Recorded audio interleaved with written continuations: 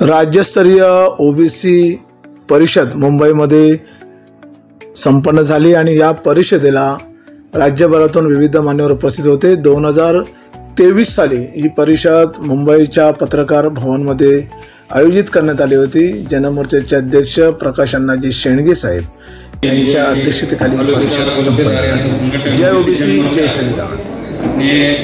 त्या तातडीने बोलवलेल्या या आपल्या परिषदेमध्ये आरक्षण वाचवण्यासाठीचं जे आपलं जे आता रणसंग्राम चालू झाला आहे त्यासाठी आलेल्यांचे मी मनपूर्वक आभार मानतो।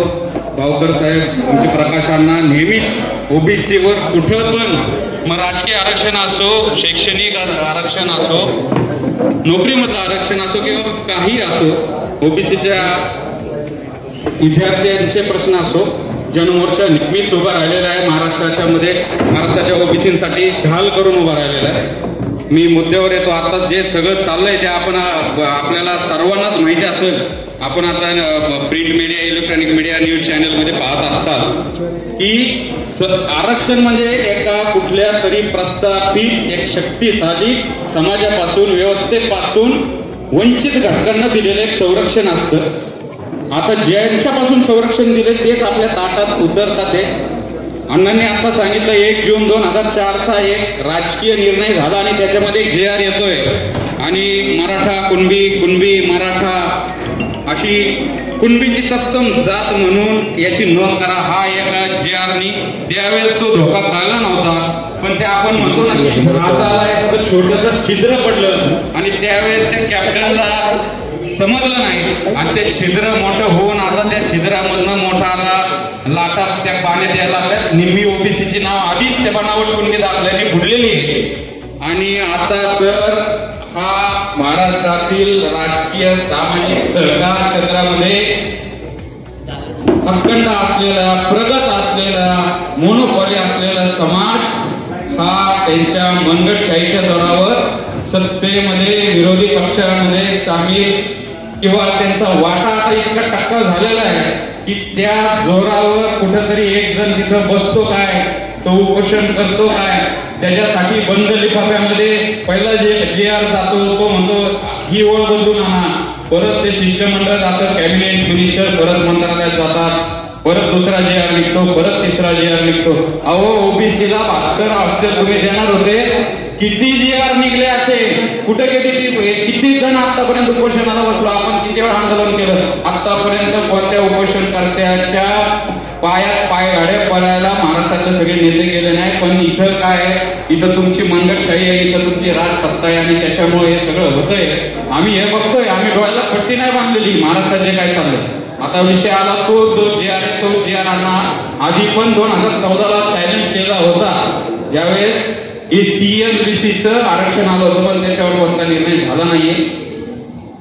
त्याच्यानंतर आता हे JR निघताना आपल्याला नक्कीच लिमिटेशनचा विषय येऊ शकतो, पण तो आपण बाळ कसा करायचा, कारण की त्या JRचा गैरवापर किंवा त्या JRला चुकीचं इंटरप्रिटेशन करून आता त्या JR मध्ये बदल करा किंवा त्या JRचा तत्सम सुधारणा करून नवीन JR यायला लागले तर हे नक्कीच पुरोगामी महाराष्ट्रात कायद्याच्या राज्यामध्ये ही अशी व्यवस्था नाहीये। सर्वात महत्वाचं म्हणजे ज्यावेळेस महाराष्ट्राचं सरकार अस्तित्वात आलं तर प्रत्येक याच्यासाठी कुठली तरी एक प्रोसिजर, एक संहिता लिहिली गेलेली आहे। कुठल्या जातीच्या तत्सम जातीचे दाखले देणे, एखाद्याची जात जरी आपण ओबीसी जरी असलो, आपल्या आई वडिलांचा जरी दाखला ओबीसीचा असला, माझा माळ्याचा असला, कोणाचा धनगरांचा असला, तरी पण आपल्याला कास्ट व्हॅलिडिटी करायला लागते। आपल्या पाठीमागच्या 2 ते 3 पिढ्यांचे, आपल्या चुलत्यांचे, आपल्या आजोबांचे जातीचे दाखले तपासले जातात। तर मग मराठ्यांना कुणबी सरसकट हे देणं, त्याच्यासाठी एक जात समिती असती, त्याच्यासाठी एक अथॉरिटी असती, ते तुमच्या व्हॅलिडिटीसाठी ते सगळे जुने रेकॉर्ड तपासतात आणि विशेष करून कुणबी नोंदणीसाठी एक लेट डाऊन केलेली आहे प्रोसिजर। त्याच्यामध्ये तुम्ही 1930 सालाआधीचे जे काही जुन्या नोंदी आहेत त्या बोलीलिपीच्या असतील त्याचं ट्रान्सलेशन करून त्याच्यानंतर त्याचं एक तपासणी होती, त्याचा एक अहवाल होतो, तो तुमच्या गावातला कोण जुने 8 उतारे असतात 30-40 वर्षापूर्वीचे ते तपासले जातात. जन्माच्या नोंदी असतात त्या तपासल्या जातात. त्या जन्माच्या नोंदीवरती 40 वर्षापूर्वी तुमच्या आजोबाच्या पंजोबाच्या जन्माच्या याच्यावर काय हे तपासलं जातं.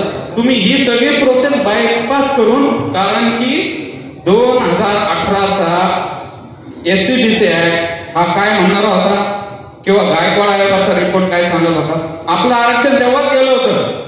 जर आपण सगळं नसतो, प्रकाश अण्णा, बावकर साहेब, आम्ही हे सगळे नसतो, इथं पत्रकार परिषद नसता, आपण ते आंदोलनं केली नसती, मोर्चे काढले नसते, तर ते तेव्हाच केलं असतं. तरी पण अख्ख्या महाराष्ट्रात एक जण उभा राहिला, तो आमचा कमलाकर भाऊ, त्यांनी त्याच्या नावाने तिथं केस टाकली. या सगळ्या आपल्याला माहिती त्यावेळेस काय ते मोर्चे आणि काय भीतीचं वातावरण होतं. आपण हायकोर्टात होतो, सगळ्यांनी आपण अभिनंदन केलं पाहिजे. एवढं सोपं नव्हतं. मंत्री संत्री पण बाहेर येत नव्हतं. स्वतःच्या नावाने, स्वतःच्या नाव पत्त्याने तिथं पिटिशन, 9 पिटिशन मध्ये एक पिटिशन कमलाकर दरोडेची होती. एकच पिटिशन अशी होती, एकच याचिका अशी होती की गायकवाड आयोगाने जे सांगितलेले की मराठा समाज हा कुणबीचीच कस्तन जात आहे आणि सामाजिक आणि शैक्षणिक मागास आहे, म्हणजेच ते ओबीसी झाले होते. फक्त त्यांनी थोडंसं त्याला एक वेगळं वळण काय दिलं, ओबीसीला आता हे करायचं नाही, ओबीसीला परत धक्का लावून द्यायचा नाही म्हणून वेगळं 16% दिलं. पण याच्या 2 गोष्टी झाल्या होत्या. मराठा ओबीसी झाले होते, प्लस ओबीसीची टक्केवारी किंवा मराठांना SCBC वर्ग म्हणून 16% वेगळं दिलं होतं. आता त्यावेळेस हायकोर्टाने तर ते अपडेट केलं. हायकोर्ट मध्ये ठीक आहे, गायकवाड आयोग योग्य आहे, फक्त म्हणजे जरा आम्हाला शंका वाटली आणि थोडंसं काहीतरी बाकीच्या याचिका करताना बरं वाटावं म्हणून असं सांगितलं नाही, आम्ही 12 ते 13% करतो, 2 ते 3% कमी करून टाकतो. सुप्रीम कोर्टात ज्यावेळेस गेल्यानंतर बाकीच्या सगळ्या ज्या याचिका होत्या त्या याचिकांचं एकच म्हणणं होतं की 50%च्या वरती हे गुणवत्तेसाठी आहे आणि गुणवत्तेला 50%ला आम्ही धक्का लावून देणार नाही. एकमेव महाराष्ट्रात आपली याचिका होती की हे सामाजिक आणि शैक्षणिक मागास म्हणजे ओबीसी नाही.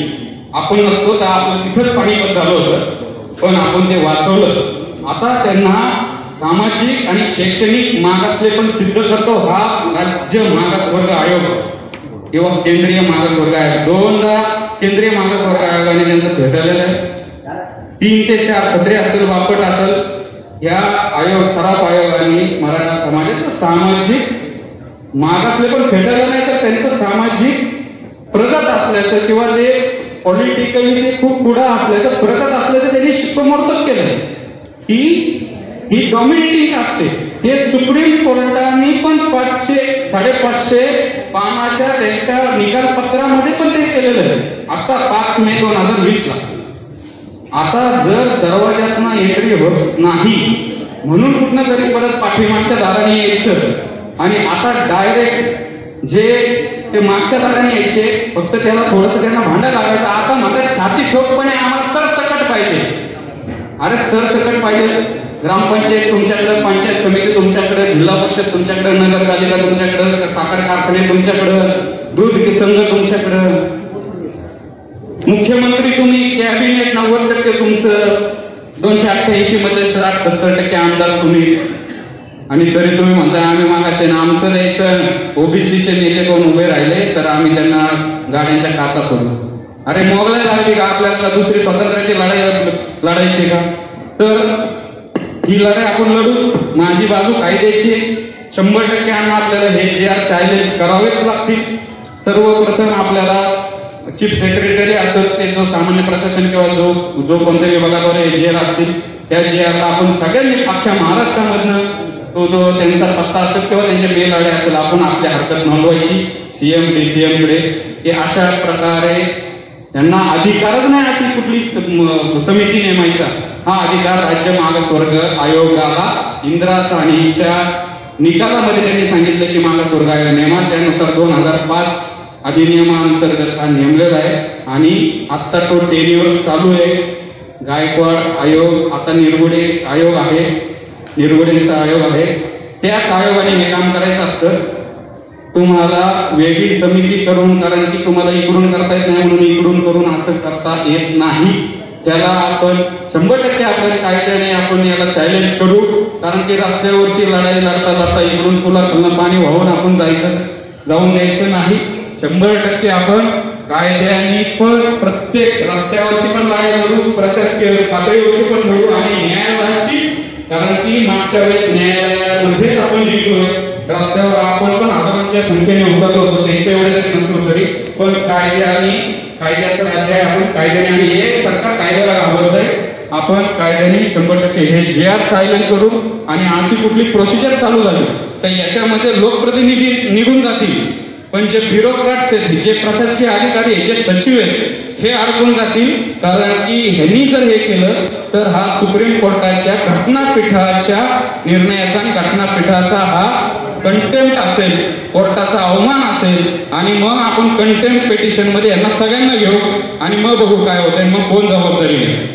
राहिला प्रश्न आंदोलनाचा, उपोषण, आम्ही तर उपाशीच राहिलो. तुम्ही सुदृढ आहात तरी उपोषण करतात आमच्या ताटातलं ओढायला. आमच्या ताटातलं ओढायला तुम्ही एवढा करता का? आमच्या ताट आमच्या 450 जणांना एक दिलेले ते वाचवण्यासाठी आपल्या 450 जातींनी अभूतपूर्व संघर्ष आता उभा केला पाहिजे. प्रकाशना आहेत, सगळे आहेत. कायद्याची बाजू पण आपण कुठेही कमी पडणार नाही. 100% आपण कायद्याची लढाई लढू. एवढं होतं. लढाई बरोबर लढाई ही देखील खूप महत्वाची आहे आणि त्याच्यासाठी हे दोन्ही मार्ग आपल्याला अवलंबावे लागतील. या पद्धतीनं साधारणपणे या ठिकाणी सांगितलं. नोकऱ्या आणि शिक्षण याच्या व्यतिरिक्त देखील या ओबीसी समाजासाठी आपल्या ओबीसी मध्ये आरक्षण कसं आहे तर मी असं सांगतो आपल्याला की ओबीसी मध्ये 346 आहेत ज्यांना 17% आरक्षण आहे, एसबीसी मध्ये 5% ज्यांना 2% आरक्षण आहे, बीजे बद्दल म्हणतो तर 3% आरक्षण त्यामध्ये 14 जाती आहेत, एनटीपी जे आहे त्याला 2.5% जाती आहेत, 37 जाती त्याच्यामध्ये, एनटीसी एकच समाज आहे 3.5% आहे आणि एनटीडी एकच समाज आहे 2%. याच्यामध्ये मला असं सांगितलं की मंडल कमिशन मी जे सांगितलं ते आज सांगण्याची गरज आहे. त्याचं कारण असं आहे की मंडल कमिशनने जे सांगितलं की हा जो सामाजिक मागास आहे समाज, पहिली अट सामाजिक मागास भारतीय घटनेच्या 340 कलमाप्रमाणे जो समाज सामाजिकरित्या मागास आहे त्याला तुम्ही आरक्षण दिलं पाहिजे.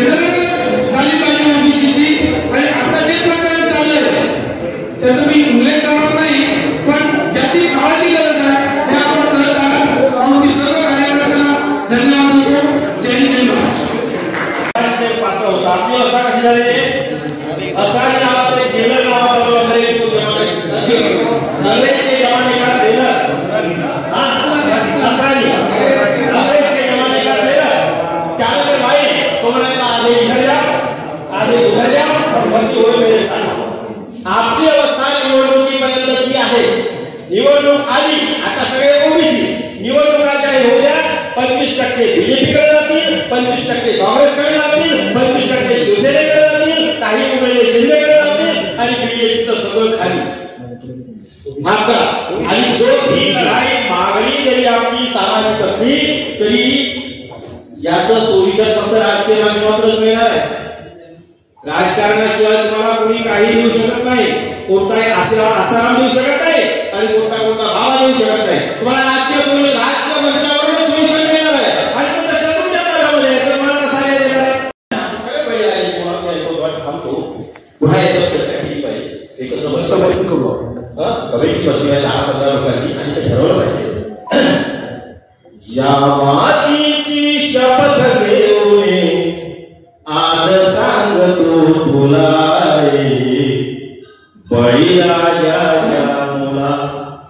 बळीराजाच्या मुलारी, बळीराजाच्या मुला. पुढचं महत्वाचं आहे. भीष्म कर्णाला पांडव सारे, भीष्म सगळे कौरवाच्या बाजूचे नालायक नव्हते तर विकले गेले होते. भीष्म कर्णाला पांडव सारे, एक होऊया सलारी, बळीराजाच्या मुला, बळीराजाच्या मुलारी, बळीराजाच्या. काम आमोचे खाम आमोचा, दाम ठरवितो कोणी. बाबा आपण कायदा तेच करतात, सरकार तेच बनवतात, आपण चालू द्यायला माझं. काम आमोचे खाम आमोचा, दाम ठरवितो कोणी.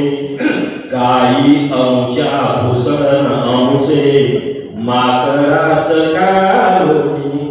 अरे किती पिढ्यांच्या किती स्वप्नांच्या, किती पिढ्यांच्या किती स्वप्नांच्या, वाळून झाल्या फुलारी, बळीराजाच्या मुला, बळीराजाच्या मुलारी, बळीराजाच्या मुला. एका हाती भुवन घेऊ पुस्तक दुसऱ्या हाती. पुढे जेव्हा आहेत पण आता हातात ठेवायला कंट्रोल करावं लागेल. एका हाती भुवन घेऊ पुस्तक दुसऱ्या हाती, उद्योगाचे बोट धरुनी बळून यावे माती. विज्ञानाचे टॉनिक पुऱ्या, विज्ञानाचे टॉनिक पुऱ्या, मनास देऊ सदारी, बळीराजाच्या मुला, बळीराजाच्या मुलारी. जे जे लुटले ज्यांनी लुटले, हिशेब घेऊ सारा, जे जे लुटले ज्यांनी लुटले, हिशेब घेऊ सारा. जात पात धर्मास घरानो, मिळून ठोकर मारा. आम्ही चाललो मातीत, आम्ही चाललो मातीत, त्यांचा आभाळावर सुलारी, बळीराजाच्या.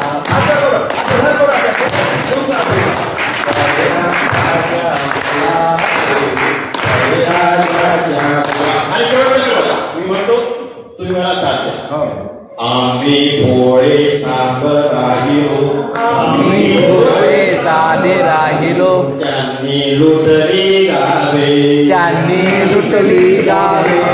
बळीराजाचे राज्य गड्यानो, बळीराजाचे राज्य गड्यानो, पुन्हा नव्याने यावे, पुन्हा नव्याने यावे.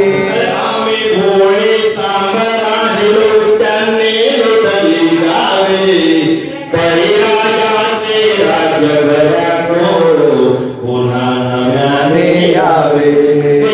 दिल्लीचाही सात बारा, दिल्लीचाही सात बारा, दिल्लीचाही सात बारा, हवा पुन्हा कणवणारी, बळीराजाच्या मुलारी, बळीराजाच्या मुलारी, बळीराजाच्या मुलारी.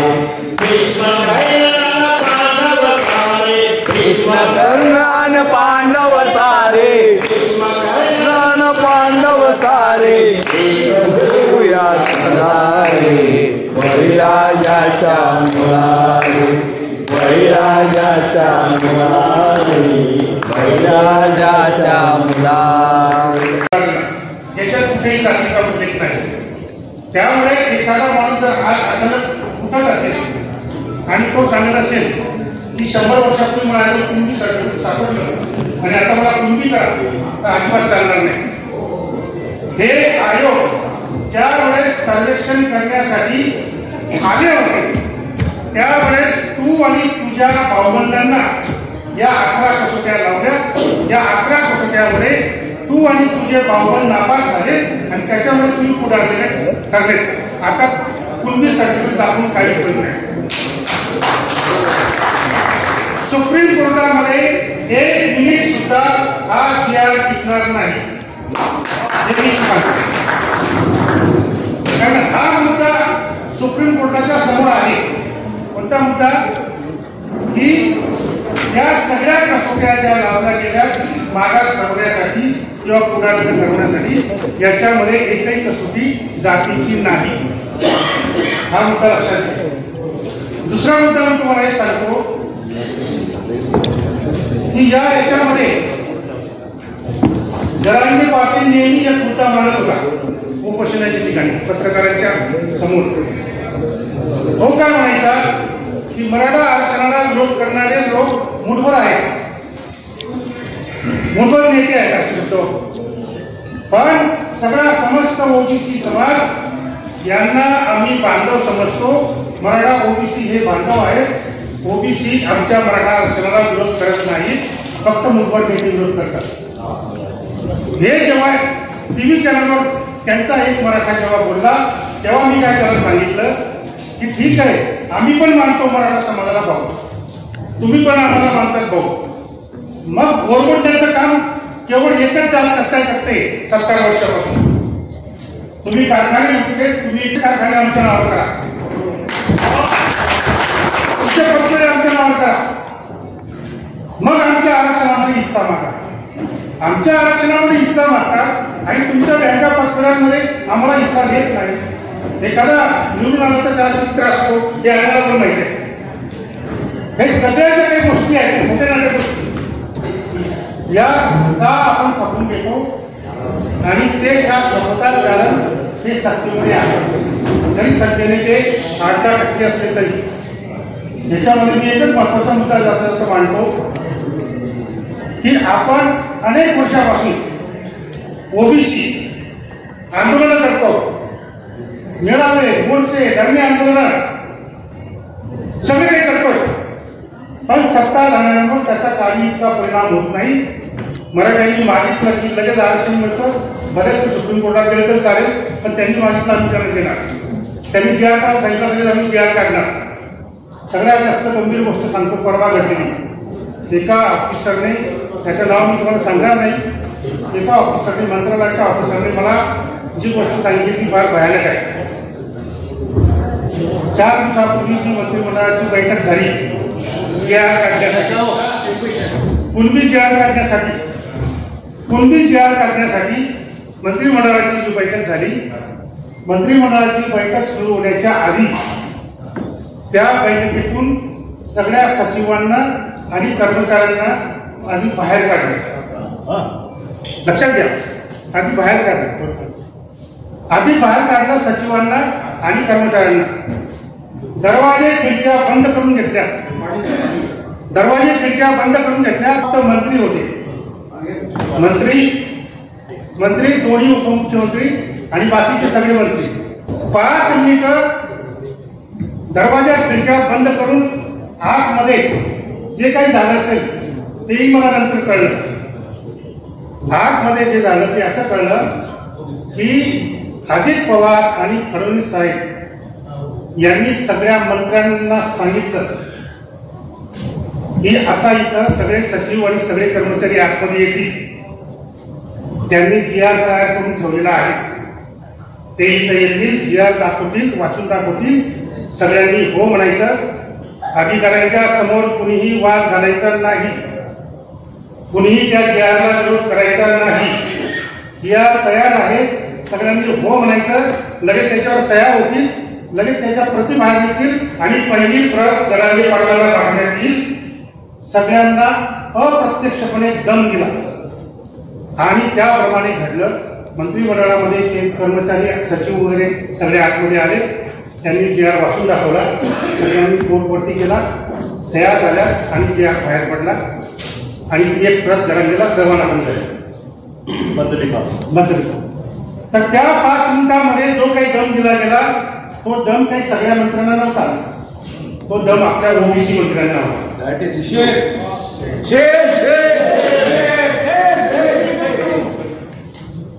नुसतं शेम म्हणून चालणार नाही.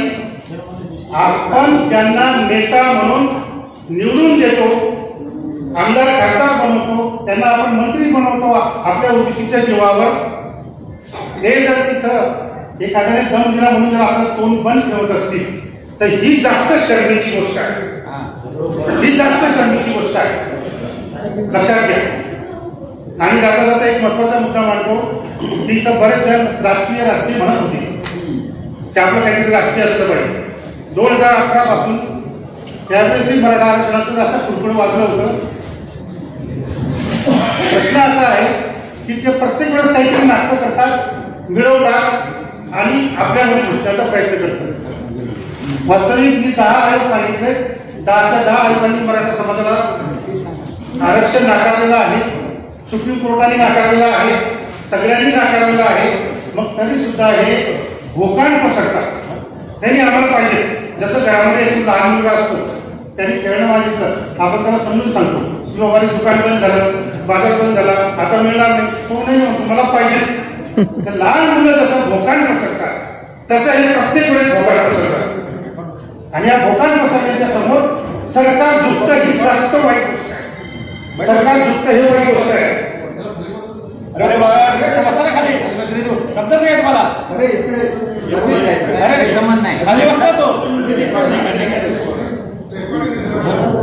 सगळ्यात जास्त वाईट गोष्ट काय आहे, त्या भोकांड पसरणाऱ्यांच्या वाईट गोष्ट नाहीये, त्या भोकांडाच्या पुढे नमणारं जे सरकार आहे ते जास्त वाईट. आणि म्हणून मी तुम्हाला सांगतो की लहान मुलाच्या भोकांड पसरल्यानंतर आणि ते तेव्हापासूनचा विषय आहे की ते आरक्षण जे आहे त्यांनी कधी आरक्षण पाहिजे, पण आम्हाला राजकीय आरक्षण वापरून दिलं. मराठा समाजात आरक्षण पाहिजे, पण त्याच्यामध्ये राजकीय आरक्षण राजकीय त्याचे 100% आरक्षण त्यातच आहे. मग आणखी त्याचं आरक्षण मागला, त्याला फक्त या ओबीसीच्या कॅटेगरीमध्ये घुसायचं आणि कॅटेगरीमध्ये घुसून त्याच्या या ओबीसीच्या हक्काचं जे आरक्षण जे आहे हे राजकीय आरक्षण हस्तगत करायचं, यातून ती सुरुवात झाली. हा वाद जो आहे हा पुढे वाढत गेला.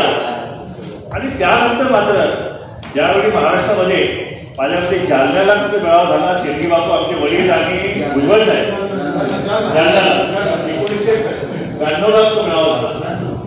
त्या मेळाव्यामध्ये पवार साहेबांचे 75 वर्ष जे आहे या दोघांनी केलं. जवळजवळ 2-3 लाख लोकांचा मेळावा त्या ठिकाणी घेतला आणि ते आरक्षण महाराष्ट्रात लागू झालं. हा मराठा आरक्षणाचा वाद जो आहे हा कधीच संपणार आपला माहित नाही. पण जेव्हा जेव्हा हा मराठा मुख्यमंत्री ज्यावेळी महाराष्ट्रात येतो त्यावेळी एकदा हे आपलं आरक्षण संकटात येते. रात्री देरात्री 2:30 वाजता जिया भेटतात. आता जिया कसा निघाला आता सरांनी सांगितलं, पण आपल्यासाठी एखादा जिया दिवसा सुद्धा काढायचा म्हटलं तरी त्याला वर्षानुवर्षे पिढ्यानपिढ्या वाद लागला. हा जो विषय जो महाराष्ट्रात सुरू आहे त्याला कधीतरी कुणीतरी ह्याला थांबवणार की नाहीये. आणि आता जो विषय झाला, मराठी पाटलाचा विषय झाला, मला वाटतं सुरुवातीला हे मराठा आरक्षण नेहमीच आहे तसंच आहे की आम्हाला ते मराठा ते 18 गोष्टी झाले त्यांची मागणी काय होती, आम्हाला 50% वरचं आरक्षण आहे, आम्हाला वेगळी कॅटेगरी करा, आम्हाला कुणाला घ्यायचं नाही काही नाही. बरोबर त्याला आपण सगळेजण आपण गेलो आणि